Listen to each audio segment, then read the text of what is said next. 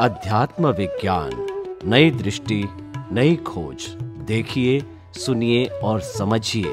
अध्यात्म विज्ञानी पूज्य स्वामी श्री कमलेशानंद जी के निर्देशन में सनातन सत्य का अनुसंधान कर जीवन को प्रकाशित करें। लक्ष्य में नहीं रखा तो अवेयरनेस नहीं रहती है, सिर्फ पास की अवेयर के साथ ही आपको वो क्लैरिटी रहती है, मतलब सेफ रहता है। आपको अवेयरनेस नहीं है, आप वापस एक हो जाते हैं। तो मतलब जो आप लक्ष्य तो इसको कहते हैं प्रमाद। प्रमाद का मतलब आपके पास विज्ञान होने के नाते भी आप उपयोग नहीं करते हैं, तो इसको प्रमाद कहेंगे, अज्ञान नहीं कहेंगे। अज्ञान किसको कहेंगे? ज्ञान नहीं है, वो अज्ञानी है। आपके पास तो विज्ञान है, मैं कौन हूं और ये मन वचन काया कौन चला रहा है, वो आपके पास विज्ञान है, या तो सनातन सत्य का ज्ञान है, सिर्फ आप इसका उपयोग नहीं कर रहे, इसको प्रमाद कहेंगे। तो आपको उपयोग बढ़ाना है, बस दैट्स इट।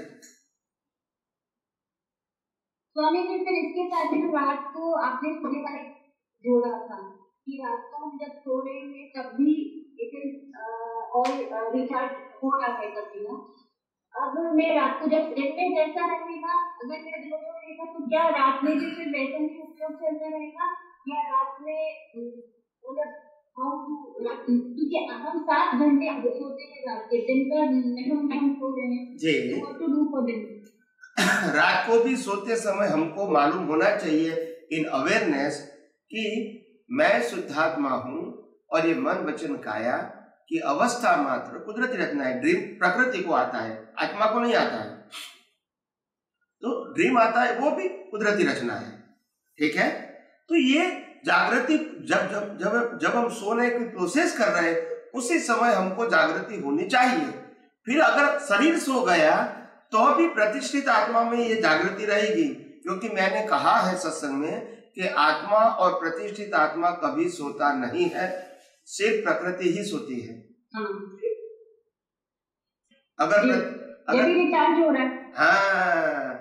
प्रतिष्ठित आत्मा सो गया तो फिर ड्रीम किसको आएगा? कौन समझेगा कि ड्रीम आएगा? ये तो जड़ है। तो जड़ में तो प्रोसेस होती है, पर जानने वाला कौन है? वो प्रतिष्ठित आत्मा है। समझ आया? हाँ, तो जो इंट्यूजन है वो सारे हो रहे हैं, वो भी सब कुछ रिलेटेड सत्य है, और उसको भी मात्र आपको ज्ञाता दृष्टा बन के देखना है। You don't have to go into that कि कोई इंट्यूजन पहले हो गया, ये बात मुझे पता था, ये भी सब एक्चुअली सब कुछ रिलेटेड सत्य है, कुछ भी आपके रिलेटेड। तीर्थंकर भगवंतों को 82 लाख विद्या होती है नियम से। तीर्थंकर भगवंतों को 82 लाख विद्या नियम से होती है, और सभी प्रकार की विद्या वो रिलेटिव सत्य है, उससे आत्मा से कोई कंसर्न नहीं। समझ में आ गया? Got your point. क्लियर हो गया Swami ji, thank you so much, धन्यवाद। जय सच्चिदानंद। जय सच्चिदानंद। और कोई प्रश्न नहीं है भाई? नहीं, वो लास्ट में अनम्यूट कर दे ताकि आपके दर्शन, मतलब हम बोल सकते, लास्ट में अनम्यूट नहीं होता है, तो म्यूट रहता है आखिरी में जब प्रवचन खत्म हो। ओके। जय सच्चिदानंद स्वामी जी। जय सच्चिदानंद। जय सच्चिदानंद स्वामी जी। दादाजीનો એક સેન્ટેન્સ છે, એમાં કીધું છે કે સ્થૂળ માયને વાત કરતા બધાને આવડે, પણ સૂક્ષ્મતર અને સૂક્ષ્મતમ માયને વાત કરવાનું શી રીતે આવડે, એના જ્ઞાની પુરુષનું કામ। તો સ્વામીજી, આમાં જે સ્થૂળ માય છે એ તો સમજાઈ ગયું છે આટલા સત્સંગ પછી કે સત્તા, સંપત્તિ, સંબંધો જે છે રિલેટિવમાં, એ બધાની ઉપર વૈરાગ્ય દ્રષ્ટિથી જોવાથી સ્થૂળ માયમાંથી નીકળી શકાય ધીરે ધીરે। અને સૂક્ષ્મ માયની એટલી સમજણ પડે છે કે અંતસ્કરણના લેવલે મન, બુદ્ધિ, ચિત્ત, અહંકારના લેવલે જે આપણે મારાપણું, પોતાપણુનો અંદરને અંદર અનુભવ કે એમાં જે આપણે તન્મયાકાર થઈ જઈએ છીએ, એમાંથી બહાર નીકળીને એનાથી બિયોન્ડ જવાનું છે અને સેલ્ફ, પોતાની સેલ્ફમાં રહેવાનું છે। એ સૂક્ષ્મ અંતસ્કરણના લેવલે પ્રોગ્રેસ કરવાનો છે, પણ સૂક્ષ્મતર અને સૂક્ષ્મતમ માયને આપની પાસેથી કેવી રીતે સમજવું છે, એમ કે શું છે એમ કહું જી? 3 વસ્તુ છે, સ્થૂળ, સૂક્ષ્મ અને કારણ જી। સ્થૂળ, સૂક્ષ્મ અને કારણ। હાજી. સ્થૂળ એટલે આ વિઝિબલ છે તે, સૂક્ષ્મ એટલે અંતસ્કરણ, અને કારણ એટલે કોઝ, એ જોઈ શકાતા નથી. એ કોઝના બે પ્રકાર, સૂક્ષ્મતર અને સૂક્ષ્મતમ. સૂક્ષ્મતમ. જી. સૂક્ષ્મતર કોઝ એટલે સંસારલક્ષી, સૂક્ષ્મતમ એટલે મોક્ષ માર્ગ માટે લાયક અને સહાયક. હાજી. એટલે સ્થૂળતમથી સૂક્ષ્મતમ સુધીની તમામ સંસારી અવસ્થાઓનું હું જ્ઞાતા દ્રષ્ટા માત્ર છું, ટંકોત્કીર્ણ છું, આનંદ સ્વરૂપ છું. અચ્છા, એટલે એમ કારણ કે એ કોઝ જ છે. સ્થૂળ સૂક્ષ્મ ને કારણે કોઝ જ છે, એ આત્મા નથી. સરસ સ્વામી, હા ખ્યાલ આવી ગયો. એટલે સૂક્ષ્મતર અને પણ આ મેં પહેલા ઘણી વખત સમજાયું છે. અચ્છા અચ્છા, હા. તમારું ધ્યાન બહાર જતું રહ્યું હશે. હા, કારણ કે માયનું આવ્યું ને, એટલે એ માયમાં સૂક્ષ્મતર ને સૂક્ષ્મતમ, એટલે ત્યાં પેલા તો ખ્યાલ આવી ગયો. હવે આ તમે આપણે અત્યારે કીધું ને એટલે ખ્યાલ આવી ગયો, લાઈટ થઈ ગઈ સામે. જય સચિદાનંદ. સ્વામીજી, હું કોઝ વાળા ભાગને મારી દ્રષ્ટિથી એનાલિસિસ કરી શકવા માટે સ્વતંત્ર છું. હા, એટલે આખી બ્રહ્માંડની લેબોરેટરી જે કુદરતની છે એની શરૂઆત કોઝમાંથી થાય છે. જી. અને ત્યાં જ બધું ફિક્સ થાય છે. મન વચન કાયાની ત્રણ બેટરીને એમાં કાળ તત્વનો રોલ બી ગતિ સહાયક, તો એમાં હું ફેરફાર નથી કરી શકતો, પણ વિજ્ઞાન સમજી શકવા માટે સ્વતંત્ર છું. હા, વિજ્ઞાન સમજવા માટે સ્વતંત્ર. જેટલી આપણી સમજણ છે, સૂઝ છે, અને જેટલું આપણને આ વિજ્ઞાન સમજી શકાય છે, એટલા માટે તમે સમજવા માટે સ્વતંત્ર છો, એનો ઉપયોગ કરવા માટે સ્વતંત્ર છો. પણ એ તમારા જ્ઞાન દર્શનના લેવલ ઉપર કામ થાય. એમાં મારે એક સંપૂર્ણ અજ્ઞાનથી મુક્ત થવાનો એક ફેક્ટર એટલું જ ઇમ્પોર્ટન્સ છે એવું સમજુ. એટલે સમજાવીને ખ્યાલ ના. એટલે જે કોઝ વાળો ભાગ છે એમાં કઈ રીતના ગતિસાયક તત્વનો રોલ, પહેલા ગતિસાયક તત્વનો મારે સ્વભાવ સમજવો પડશે, સ્થિતિ સાયકનો સ્વભાવ સમજવો પડશે. એમાં નહીં સમજો તો ઇન્ટરનલ પરમાણુ છે એને કોઝ વખતે નહીં સમજો તો ચાલે, ઇફેક્ટ ને સમજો ખાલી 6 તત્વથી. પણ પેરેલલ આ ડિપાર્ટમેન્ટમાં માટે જવા માટે થઈને મારે ભલે હું ઇફેક્ટમાં સમજુ, પણ ઇફેક્ટમાં મારે ગતિસાયક તત્વ શું છે બ્રહ્માંડમાં, સ્થિતિસાયક તત્વ શું છે, ભલે મારે કુદરતને હું ખાલી 3 તત્વો બોલીને 6 તત્વોની કુદરત કહીશ એનાથી નહીં ચાલે. તો પછી આગળ વધવા માટે મારે એટલે ઇફેક્ટમાં જુઓ એમ કહું છું, કોઝમાં ના જુઓ. કોઝમાં તમને નહીં પકડાય, કોઝમાં નહીં પકડાય, કારણ કે એટલું રાઈટ. એટલે સૂક્ષ્મ છે એટલા માટે. પણ ઇફેક્ટની અંદર તમે ગતિ સહાયક, સ્થિતિ સહાયક, ટાઈમ, સ્પેસ આ બધું જોઈ શકશો. મને એ લેવલે કેવા પ્રશ્ન થાય છે કે કોઝની ક્વોન્ટિટી પડે છે, પછી 1/3 પાર્ટમાં ડિઝાઇન નક્કી થાય છે, ત્યાં પછી પાછો ડિઝાઇનમાં માય ભગવાનને કોઈ પ્રશ્ન પૂછે છે કે અત્યારે ક્યાં જશે, તો કે નરકમાં જશે. પછી અમુક દિવસો પછી પૂછે ક્યાં જશે, તો કે મોક્ષે જશે. તો દરેક વખતે કોઝ પડતા હતા, તો કોઝની ડિઝાઇનમાં પણ ફેરફાર થાય છે. નિકાચિત કર્મ પેન્ડિંગ રહે છે, એને પણ જ્યારે સમય આવે ત્યારે કુદરત રિલીઝ કરે છે. એટલે આખું બ્રહ્માંડનું જો કોમ્પ્યુટર સિસ્ટમ જો સોફ્ટવેર હોય તો એ કોઝ વાળો ભાગ છે.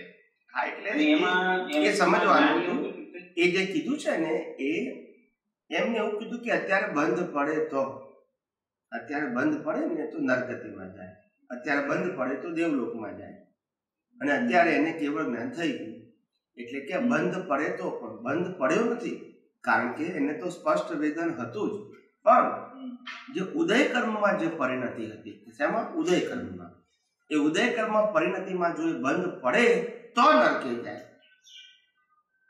પણ એ તો બંધ પડે જ નહીં, છેલ્લો જ અવતાર હતો એનો. પણ આ તો ભગવાને એની સ્થિતિ કહી, એની જે ડિસ્ચાર્જ મનની સ્થિતિ કહી કે આ સ્થિતિ છે. એ વખતે જો બંધ પડે એટલે ચાર્જ થયું. ડિસ્ચાર્જ ની અંદર ભળી જઈને બંધ પાડે તો ચાર્જ થાય. આખો પ્રસંગ જે બતાવે છે ડિસ્ચાર્જ નો જ બતાવે છે. યુદ્ધ કરે છે વગેરે વગેરે, ડિસ્ચાર્જ નો જ ભાગ બતાવે છે. એટલે એ જે દ્રશ્ય એની અંદર દેખાય છે બધું ડિસ્ચાર્જ નું જ છે, બધો ભાગ એને. પણ એની અંદર જો ભળી જાય તો, એ વખતે જો બંધ પડે તો નરકે જાય, એ વખતે બંધ પડે તો દેવલોકમાં જાય, અને છેલ્લે કેવળ જ્ઞાન થયું એટલે કોઈ પણ બંધ ના પડ્યો, બધી એક્ઝામમાં તે પાસ થયેલો જ હતો. આ તો સંજોગ એનો પસાર થઈ ગયો કેવળ જ્ઞાન સુધીનો. પણ સામાન્ય વ્યક્તિને સમજાવવા માટે કીધું કે આવી ઉત્કૃષ્ટ પ્રકારની તપની પરિસ્થિતિ બહાર દેખાતી હોય તપની, તો પણ માણસ પરિણતિને કારણે નરગતિ દેવગતિના કર્મો બાંધી શકે, જે સામાન્ય વ્યક્તિને એની સમજણ પડે નહીં. એટલે ભગવાને એનું એક્સપ્લેન કર્યું.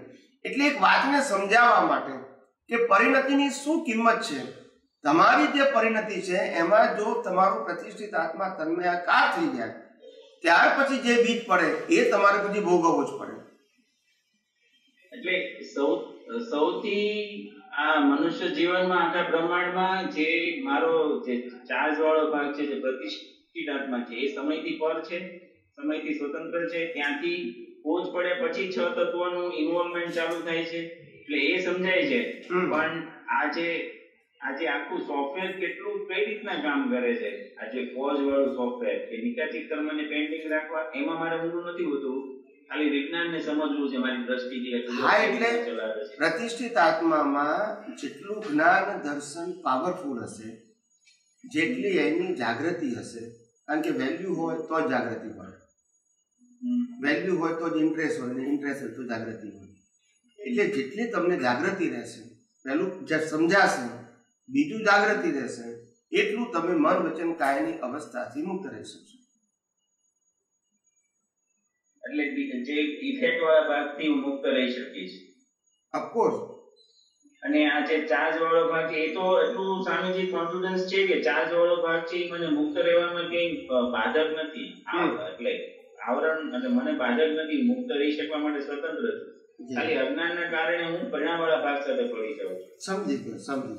પણ મને ગતિ સહાયક સ્થિતિ સહાયક તત્વોનો જો રોલ છે, તો પછી જ્યારે આત્માને પ્રેઝન્ટ હોય ત્યારે આ જે ઇફેક્ટ વાળો ભાગ સરસ કામ કરે છે. જેવી આત્માની પ્રેઝન્ટ ના થાય તો પછી ગુરુત્વાકર્ષણ, પછી એનું જે પરિભ્રમણ છે, પછી બીજી શક્તિઓ જે ગતિ સહાયક સ્થિતિ સહાયક જ છે, પણ આખા ડેડ બોડી હોય એને આખું સડવા મળે. એમ જ્યાં સુધી આત્માનો પ્રકાશ છે ત્યાં સુધી એક્ઝેક્ટ કામ કરે છે.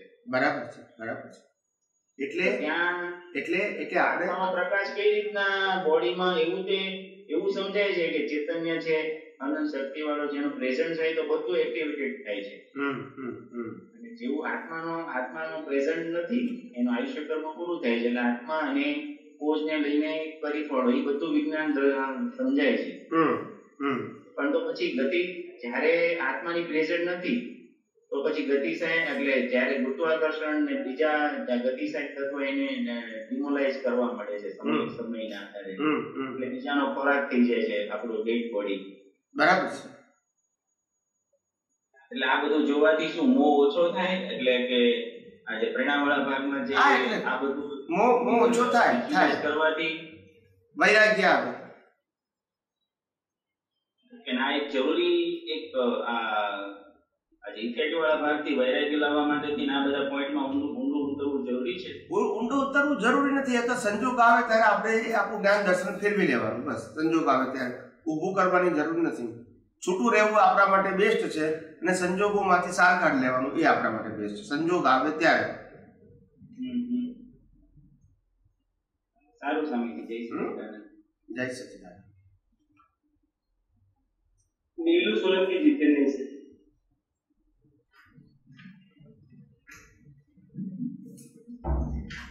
जय सच्चिदानंद गुरु जी।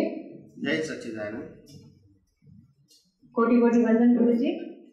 मेरा क्वेश्चन ये था कि चित्त अनंत कैसे होते हैं गुरु जी? चित्त अनंत कैसे होते हैं? अच्छा और बुरा भी होता है क्या वो? और अगर वो अच्छा है तो उसे चित्त चिपक जाता है, वो क्या है समझाइए। चित्त का मतलब होता है ज्ञान और दर्शन, और जो ज्ञान और दर्शन है वो ज्ञान तो एक ही है, मगर दर्शन है उसमें विविधता है, विकल्प है, वैरायटीज है, और इसीलिए वो अनंत अनेक चित्त हो जाता है। अनेक चित्त का मतलब होता है एट ए टाइम तुम्हारे पास बहुत सारे ऑप्शन है, जैसे आप कपड़े लेने के लिए जाते हैं तो 200 ड्रेस देखते हैं, आप समझे ना, उसमें से एक सिलेक्ट करते हैं। ऐसे कोई भी काम करना है तो हम इतने एट ए टाइम यही भी सोचते हैं कि मैं घर में क्या करूंगा, फिर बाहर जाके क्या करूंगा, इनको कितने बजे मिलूंगा, वो कब आएगा, इसको कब मिलेगा, ये काम कब होगा। एट ए टाइम इतनी सारी चीजें अंदर चलती रहती है जी। तो क्यों चलती है? क्योंकि चित्त इतना फास्ट अंदर घूमता है और इसीलिए सामान्य व्यक्ति इसको पकड़ नहीं सकता है या तो समझ नहीं सकता है। हालांकि ये रिलेटिव पावर है। क्या है? अच्छा, ये रिलेटिव है और वो मैकेनिकल है। क्या है? मैकेनिकल है। और हम चेतन है, हम स्थिर है, हम अनंत शक्ति वाले हैं। मगर क्योंकि ये मैकेनिकल पावर की वैरायटीज में ऐसे फंस जाते हैं, फिर उसमें से बाहर निकलना हमको मुश्किल हो जाता है। हाँ, तो ये भ्रांति से हो गया, है ना, सामीप्य भाव से भ्रांति हो गई। नहीं तो गुरुजी अच्छा और बुरा क्यों, मतलब ये वो भी रिलेटिव में ही आएगा? तो बिलीफ भी तो है, और क्या है? आपके लिए जो बुरा है दूसरे के लिए अच्छा है, दूसरों के लिए अच्छा, आपके लिए बुरा है। वो सबकी अपनी अपनी मान्यता है। तो ये चित्त जहाँ जहाँ जाता है गुरुजी, वहां से देखा, एक ड्रेस को देखा गुरुजी, क्या तो उसमें वो चित्त रह गया कि हम वापस आ गए तो उसको हम भूल गए, या फिर वो कंटिन्यूस वहां से चालू रहता है गुरुजी? वो नहीं, ऐसा नहीं। फिर दूसरा संयोग आता है, फिर तीसरा आता है, फिर चौथा आता है। तो ये चार्ज में तो भावों के ऊपर ही जाएगा ना गुरुजी, चार्ज में तो कोई फर्क नहीं पड़ता है ना? हाँ, तो चार्ज के आप समझे नहीं, जब कोई भी चीज के अंदर तन्मयाकार हो जाते हैं और फिर मोह उत्पन्न होता है तो फिर चार्ज होगा। अच्छा गुरुजी। सुख की मान्यता जो डिस्चार्ज होती है ना, वो मैकेनिकल होती है, और सुख की मान्यता जो लाइव होती है ना, वो चार्ज होती है। जैसे मैं इतना समझी गुरुजी कि ड्रेस देखा लेकिन चित्त हटा दिया, घर आ गई, लेकिन अभी भी अगर मेरे को नहीं लेना था, वो अच्छी थी, वो अच्छी, तो ये पूरा भावों में जाके चार्ज में जा रहा है। ना, ऐसा नहीं है, ये भी डिस्चार्ज ही है। अच्छा, ये भी डिस्चार्ज। प्रश्न क्या है?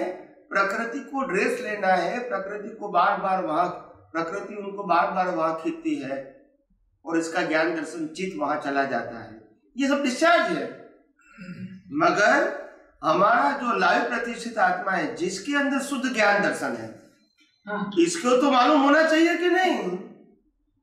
होना चाहिए ना गुरुजी। हाँ, तो उनको तो सुख बाहर है ऐसा नहीं लगना चाहिए ना। नहीं लगना चाहिए। अगर उनको लगेगा, इसको तो लाइव मोह कहते हैं, इनको नहीं होना चाहिए। उनको, उनके पास ज्ञान दर्शन है कि मैं शुद्धात्मा हूं और ये मन वचन काया की अवस्था कुदरती रचना है, और सुख मेरा स्वभाव, मेरा यानी आत्मा का स्वभाव है प्रकृति, और प्रकृति के साथ जुड़ी हुई अवस्था या इंद्रिय ज्ञान के अंदर सुख है नहीं। ये ज्ञान और दर्शन किसको है? लाइव प्रतिष्ठित आत्मा को। तो वो तो जुड़ना नहीं चाहिए ना, वो नहीं जुड़ना चाहिए। और इसके अलावा कहीं पर भी जाए, चित्त कहीं पर भी जाए, कोई फर्क नहीं पड़ता है, क्योंकि वो आपके हाथ में नहीं है। वो हाथ में नहीं है। वो क्या करता है, हमारा जो चित्त है वो ट्रैवल करता है विदाउट टिकट। तो इसीलिए कहीं भी जाना चाहते हैं, बैठे बैठे बम्बई चला जाएगा, अमेरिका भी चला जाएगा, क्योंकि टिकट लेना नहीं है ना। कर्म बंध के बारे में पूछना था। अभी 2/3 लाइफ के बाद एक कर्म बंध पड़ता है, ऐसे हाँ, एक बंध नहीं, पहली बार बंद पड़ता है, first time in our life. कर्म बंध कब होगा? पहली बार 2/3 लाइफ खत्म होगी तो पहली बार नेक्स्ट बर्थ का पिक्चर होगा। फिर 1/3 बाकी रहा, उसमें 2/3 खत्म हो गया तो रिवाइज पिक्चर होगा।